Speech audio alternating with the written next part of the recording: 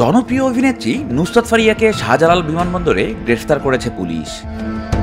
আজ সকালে আলো ফোটার আগেই বিমানবন্দরের ইমিগ্রেশন গেট, যেখানে স্বপ্নরা ডানা মেলে, সেখানেই যেন নেমে এলো অপ্রত্যাশিত এক আধার। থামানো হলো দুই বাংলার ফিল্ম পাড়ার অত্যন্ত জনপ্রিয় এক পরিচিত মুখ। নুসরাত ফারিয়া 2015 সালে যার রূপালী জগতে আগমন, রূপালী পর্দার একজন ঝলমলে তারকা, যিনি জয় করেছেন বাংলাদেশ এবং ভারতের কলকাতার লক্ষ কোটি দর্শকের মন। রবিবার সকালে ঢাকার শাহজালাল আন্তর্জাতিক বিমানবন্দরে গ্ল্যামার গার্ল নুসরাত ফারিয়া থাইল্যান্ডে যাওয়ার উদ্দেশ্যে ইমিগ্রেশন চেকপোস্ট পার হচ্ছিলেন। ঠিক সেই মুহূর্তে তাকে বিমানবন্দরে কর্তব্যরত ইমিগ্রেশন পুলিশ আটক করে। ভাটারা থানা পুলিশের একটি সূত্র জানায়, নুসরাত ফারিয়ার বিরুদ্ধে রাজধানীর ভাটারা থানায় করা একটি মামলায় গ্রেপ্তারি পরোয়ানা জারি হয়েছিল।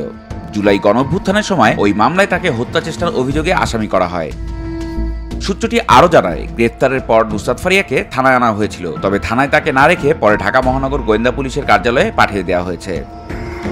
নুসরাত ফারিয়ার এই আকস্মিক গ্রেপ্তারের ঘটনায় ঢালিউড থেকে টালিউডের বিনোদন অঙ্গনে উত্তেজনা ছড়িয়ে পড়েছে।